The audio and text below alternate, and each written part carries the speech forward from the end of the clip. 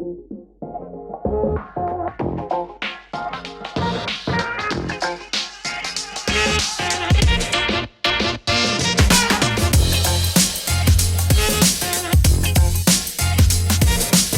thing you mentioned in the past, like we talked a bit about conversions, paid conversions was something like 1% when we last chatted. Is that still the same now, or what changes have you made since we last chatted? So I haven't kept up to date too much with our conversion rate. The team more so does. I do know a lot of the improvements. I focus more of my energy on product.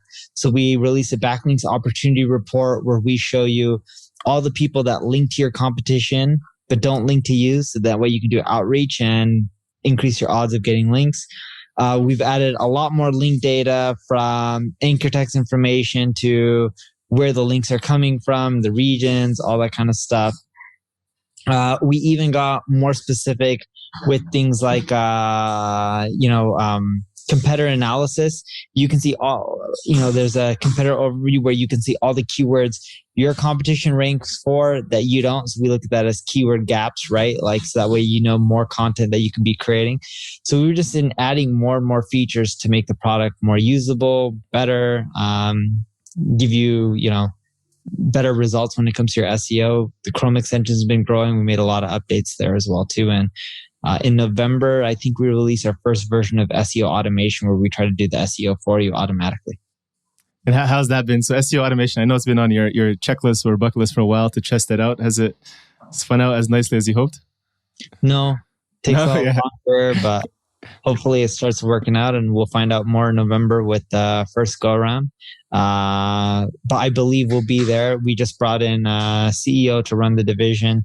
His name's Max, and he specializes in marketing automation. And that's all he does.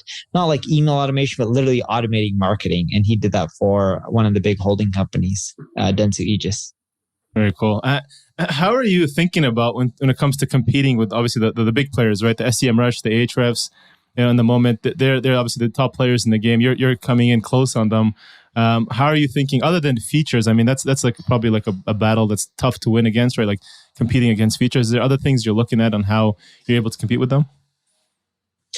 Yeah, so we're not really trying to compete with them on features. I'm trying to create the most usable SEO tool that helps you get results when you don't have a big budget, right? So think about an SEO tool for SMBs. And eventually I'll go upstream towards enterprises, but I'm really trying to focus on small and medium businesses.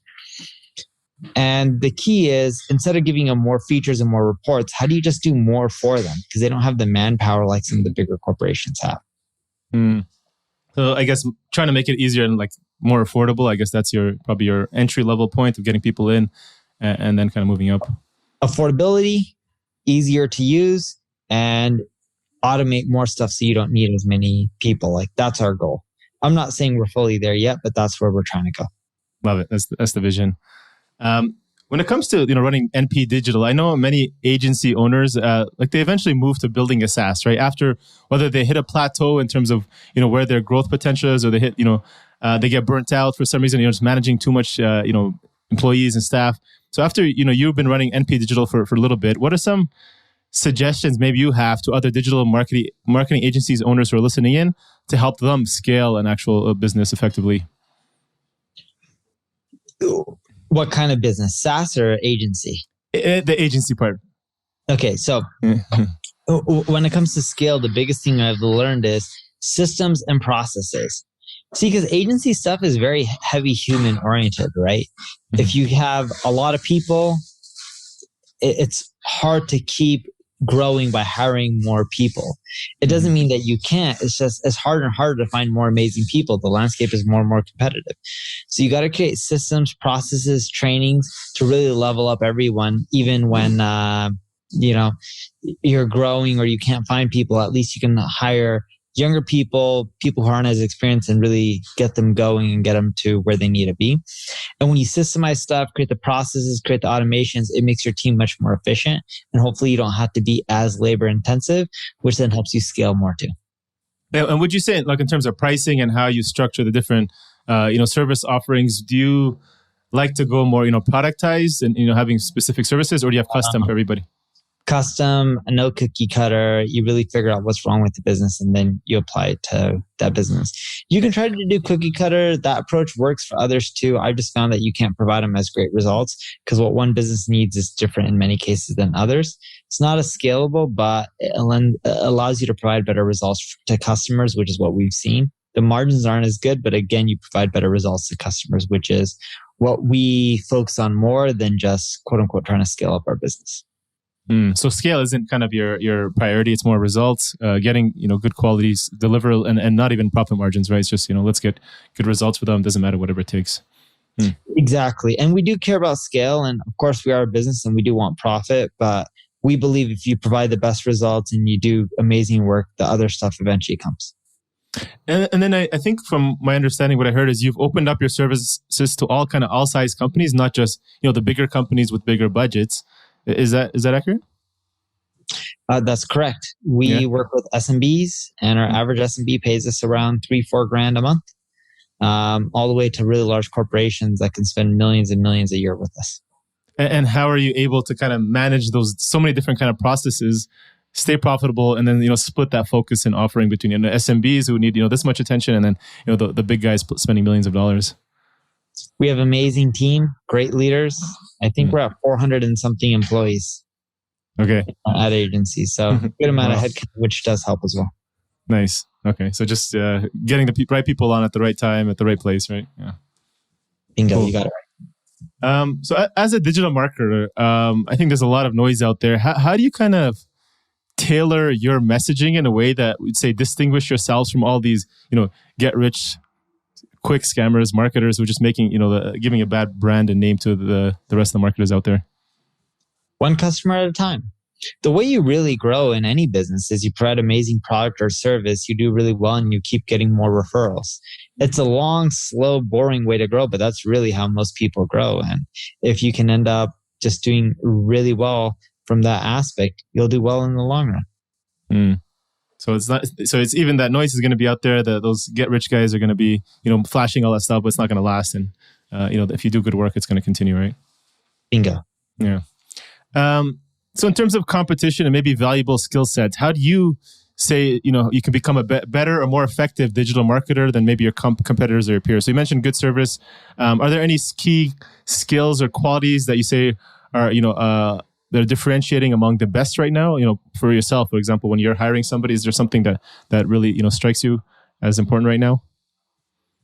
Not one quality. What we really look for when hiring someone, are you talking about hiring an employer or hiring an agency, to clarify? Employees, yeah. When I'm looking to hire employees, I just look for people who have been in my space for a long time. Whatever companies they were at, they stayed there for a while. They got promotions at that organization because it means that they were seen as valuable, right? If people keep promoting you, and people who love what they're doing.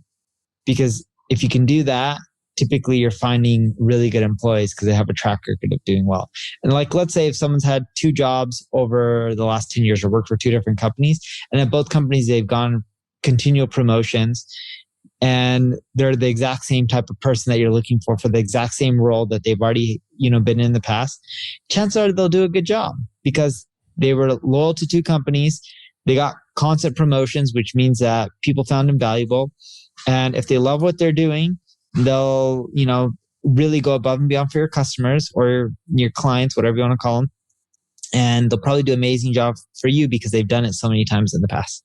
Nice. And would you say there's specific digital marketing skills that you look for right now? You say, if somebody's listening in and saying, hey, I want to focus on a new marketing, hack or skill set, is it SEO? Should I still be focusing on that? Or is that kind of old news? Is it, marketing analytics? Yeah. There's not one anymore. Marketing's turned to omni-channel. Whether you want to do SEO or CRO or paid advertising or cool video creation or UX, UI design, there's not one thing. And I don't think you need to be a jack of trades at all. Pick the one that you're most passionate about and just focus on that. It's like when I was a kid, they told me that you could be a jack of all trades, right? You'd be good at anything that you put your mind to.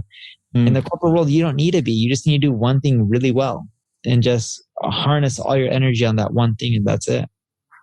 So don't focus on chasing the trends and what's hot right now. Just, what you're good at is always going to be valuable if you can show your work, right? Bingo. Yep. Yeah. So, marketing and sales teams, obviously you manage both those kind of departments. The marketing having to work with sales teams or even having to sometimes do sales themselves. Do you have any suggestions or tips on maybe how to improve closing rates from sales teams, and whether that's a marketer generating better qualifying leads, or maybe it's suggestions within the sales process themselves?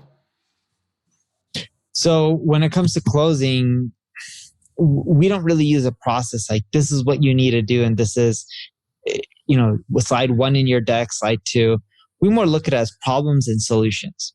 What are the problems? Can you identify them?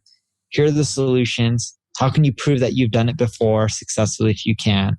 Show them projections, ideally, if you can, and break down what you're going to do and give away the farm. What I mean by that is show them everything that you're going to do and just be like, look, here it is. Here's going to be our playbook for you, and this is what we're going to do. You can either go try to do it ourselves, or you can pay us and we can do it for you, and we can do it right the first, pass at it, because we're successful at this and we've done this so many times before.